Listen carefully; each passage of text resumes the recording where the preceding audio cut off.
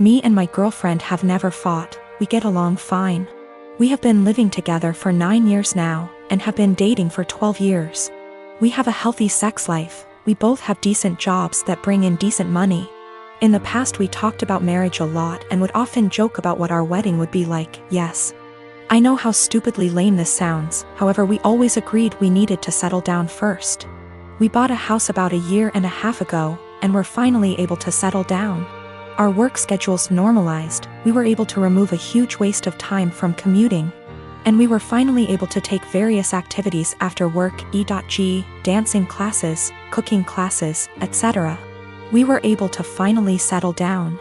Finally we decided to take a week off and unplug on the week of 12-year anniversary. She wanted to go camping and hiking, and do the things we used to do when we were first dating. Unbeknownst to her, I secretly decided to pick the exact same area where we met to do our hiking / camping trip. 2 weeks ago as we are leaving she realizes where we are going and becomes ecstatic, and gushes about how romantic I am. More or less everything seems perfect. We do our hike, and we unpack, set up, and by sundown everything feels perfect. So I decided to pop the question. This is where everything kind of falls apart. I ask her, and she just says no. We literally went from I love yous to the single most awkward silence I have ever had in my life in the time span of about a minute. We sat there kind of not saying anything before she says she is tired and goes to bed. She basically proceeds to cry herself to sleep while I sat there doing nothing. I basically didn't sleep, and the next morning, she says she wants to go home. So we pack up and have a really awkward 3-hour hike back to our car. There were a few times where things kind of felt normal and we were joking around like we used to be for a bit. On the way back home, we are talking and chatting normally, but it just feels awkward. At one point we stopped for coffee, and asked if she wanted to talk about what happened, and all I got was a curt no. This is followed by another extremely long silence for the rest of the drive home. We finally get home and I unpack everything while she goes off to bed. She is going to bed. Cue more crying. I tried really hard to talk to her, but she pretty much told me that she just needs time to be alone and think. The next day she tells me she is going to take some time and see her family, which is literally on the other side of the country. It has been about 2 weeks since I dropped her off at the airport. She sent me a few messages to tell me she is fine, and that she needs some more time to think. Her best friend has been asking me every other day about what is going on with her, since she hasn't really been responding at all. I know she is okay, though, due to her posting some pictures of her and her family on Instagram. But it just feels really weird. I am an absolute giant mess. I just don't quite understand what is going on. None of my friends have really offered me anything of value. I just feel if I didn't ask the question everything would be absolutely fine, and I don't really understand what is going on. I keep wanting to grab her laptop to try and figure out anything. I am not close to her parents at all, but I trust her and want to respect her space, but I don't know when she is coming back. I even sent her a message this morning, and I know she saw the message and received it, but hasn't replied. Also, her work has called me this morning asking about where she is. Apparently she had taken an extra week off last week, but she was supposed to be in yesterday. Now everything feels like it is falling apart and I have no idea what to do. The reason why it took so long for us to get married is we both agreed we wouldn't move to the next step until we finished the following. We both finished school. For her that wasn't until 2 years ago. We both had stable jobs. We had a place where we could agree would be good enough to take stuff to the next step. We both had decent working hours. For a long time she was doing her residency and we more or less worked opposite shifts. We did talk about marriage and kids, and both agreed it would be part of the next step after we got settled. So I am 22 years old. I don't have much knowledge about finances and stuff as I still live at home as I'm at university. I do, however, pay my parents about £300 a month rent. I pay my own phone plan, buy material stuff I want or need, pay out for other services like for music or whatever, and try to put as much as I can in savings whilst still keeping enough in my main account for day-to-day purchases. Currently, I am saving up for driving lessons and hope that if I pass decently, I can use some of my savings towards getting a car. I'm in my final year of uni, so I'll be done and able to work full-time when all this happens. I also decided to get a credit card so I can learn how to manage credit wisely and build some up. My credit score is good for someone of my age and circumstance, but obviously it's nothing great in comparison for other stuff. I should point out that at most I only plan on using this card with a total adding up to £100. I've stuck to that so far and only actually used it twice, with these purchases only adding up to £80, and I paid it off quickly. I do not plan on exceeding my limit anytime soon, as I've heard far too many horror stories of people just using their credit card too much cause it was handy and getting into debt. The only people I disclosed this to was my dad, as my mom has the tendency to blab to my brother and sister-in-law, both 28. She happened to overhear us talking one day, and before I knew it, my brother and sister-in-law got wind and asked me if they could use it. They both admitted they had debt spurred on by excessive credit card use and thought that since I basically had nothing owed on mine, it was free money. I told them quite politely that I was really uncomfortable with that idea and that I would owe the money, and I can't magic up that kind of money.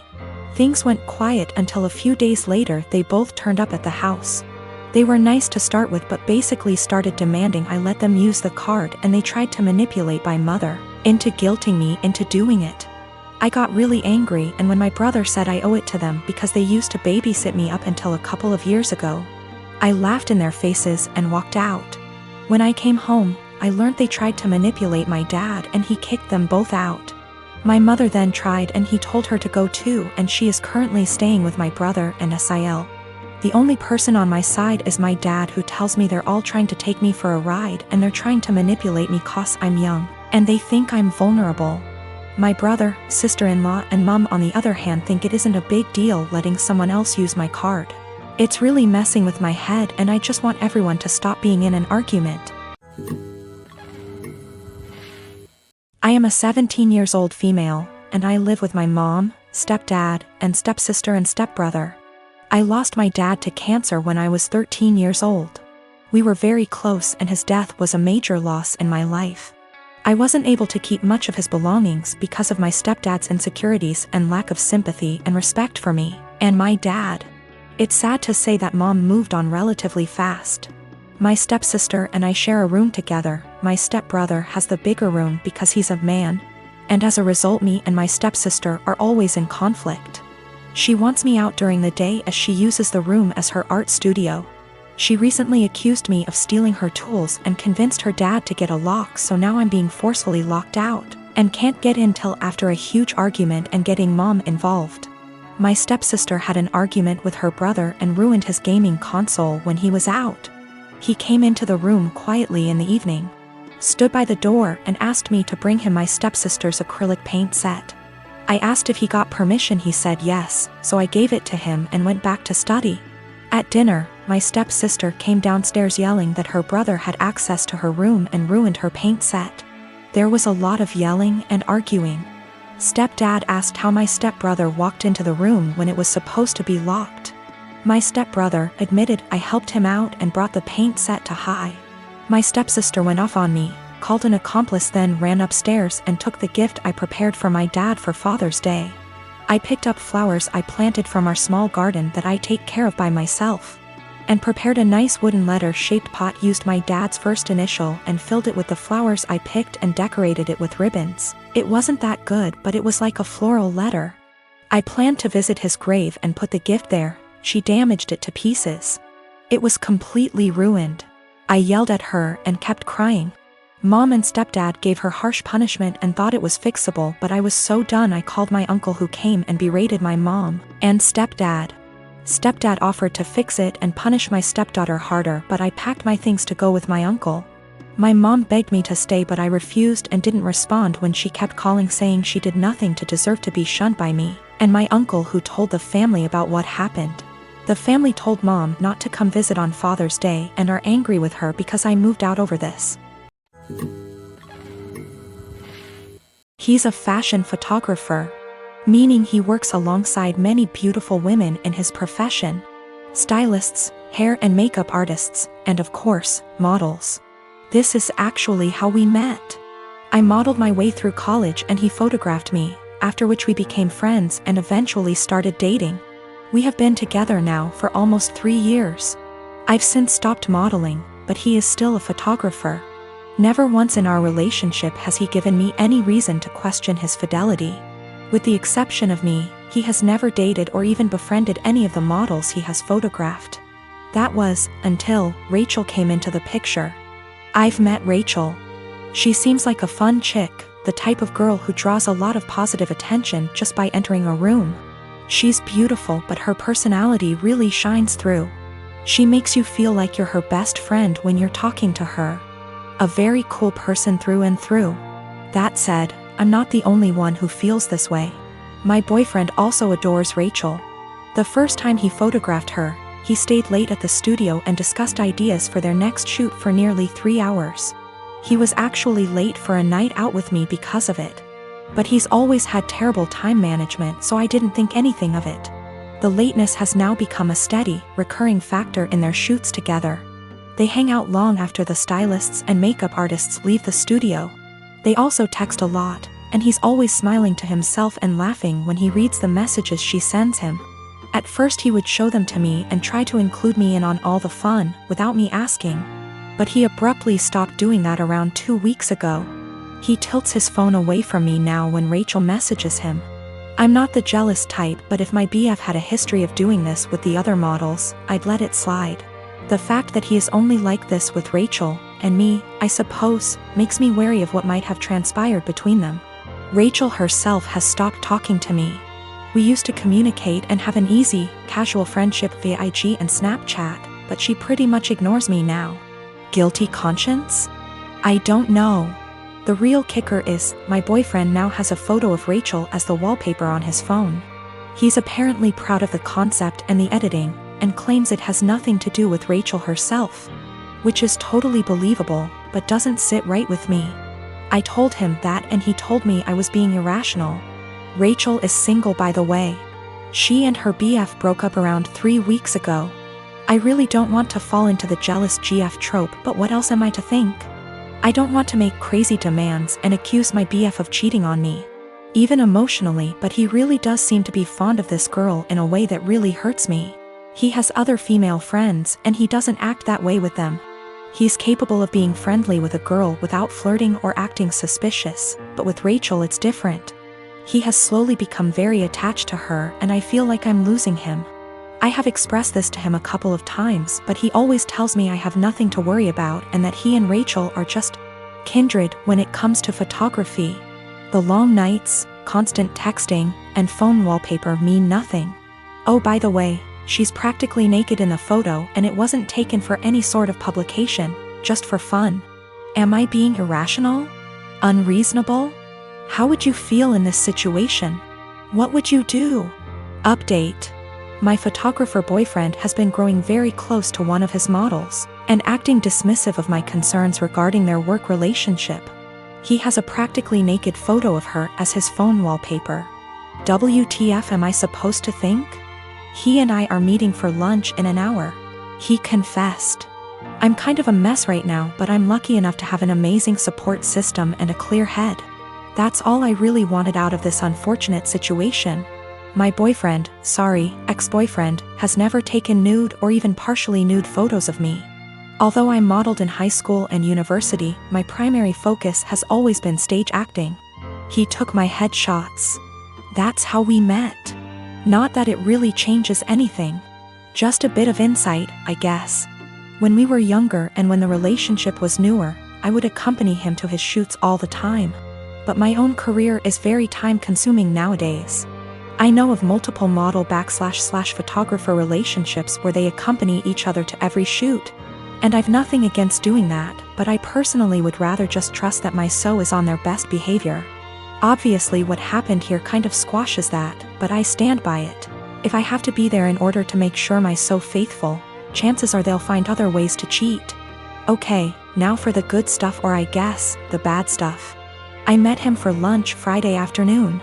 We went to our favorite sushi joint overlooking the ocean, and I ordered more than I could handle, stuffing my face while trying to decide how to broach the topic of Rachel, but most importantly, our relationship. I went into that meeting with a righteous, ass-kicking speech prepared, but I forgot every word of it almost immediately after we sat down. I guess he could tell there was something on my mind, because he asked me if I was all right, if he had done anything to upset me. Snorts. Yes, Ian, you've upset me very much, actually. As soon as I gathered the confidence to look him in the eyes, I point blank asked him, "What's going on between you and Rachel?" His mouth flew open as if he were completely and utterly taken aback by the implication, but I cut him off with, "Do not bullshit me." I tried my best not to let anger get the best of me, I really did. I wanted to stay cool, calm, and collected like so many women on this sub. You know the ones. Those intense stories of cheating husbands wherein the wife takes to relationships, garners a ton of support, and then updates us later with a well-constructed storybook post detailing the evidence she has collected against him and the meeting she had with her uncle or sibling, who just so happens to be a divorce lawyer. Yeah. I'm not a badass like that. I wish I were. But I'm honestly just an overly emotional doormat, and I knew going into this meeting that I was either going to cry or gouge his eyes out with my mind. Because I had somewhere to be later, I took a hard left and got super angry. He could see it in me, the anger bubbling over. The people in the restaurant were starting to stare at us, too. In order to save face, I threw money on the table, with tip, and told him to meet me in the parking lot. If I'd had a switchblade on me, I can't say for certain I wouldn't have channeled my inner jet and beat his to the pavement. Kidding. Totally kidding. We met inside my car. He climbed in after me, his head down as though he were ashamed or, I don't know, guilty? I asked him how, and he explained everything to me. No preamble whatsoever. The moment he met Rachel, he felt some type of way towards her. He couldn't tell whether it was just a silly crush or something more, but he knew she felt it, too. How cute. They kissed the first night they met. The night he nearly stood me up. They had crazy, emotional, forbidden intimate the night she and her boyfriend called it quits. And they've been ever since. He mentioned he has always used a condom with her, but I don't care. I'm getting tested. I should mention Rachel was the one who was broken up with in her previous relationship. I don't know why or how. I didn't ask and I don't care to know. Funnily enough, Ian said he doesn't want to be with Rachel, he wants to be with me.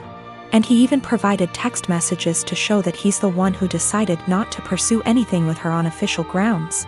But I told him I give zero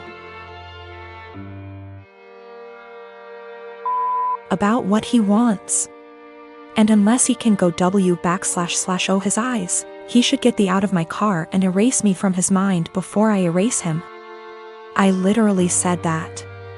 In any case, I went home later that day and drank a lot.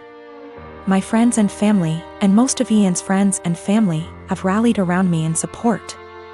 I guess he told his mother we broke up and how it happened, because she called me this morning and said she's disgusted with her son and that if I need anything at all, she's always there for me. For real, I'm going to miss his family. They're good people. The best people. This is my first adult breakup, by the way. The type of breakup where you're required not only to break up with your so but with their family and friends, as well. These people you've spent so much time getting to know and growing to love, are suddenly not in your life anymore, and it's, well, it's kind of daunting, really. Daunting and sad and infuriating all at the same time. So, that's the conclusion to this story. That's what happened. P.S. He admitted to cheating with Rachel and then I dumped his. So far, his mother, his teenaged stepbrother, and 2 male friends of his, have reached out to me saying how disgusted, ashamed and embarrassed they are on his behalf. On top of 3 mutual friends. It hasn't been 2 days yet,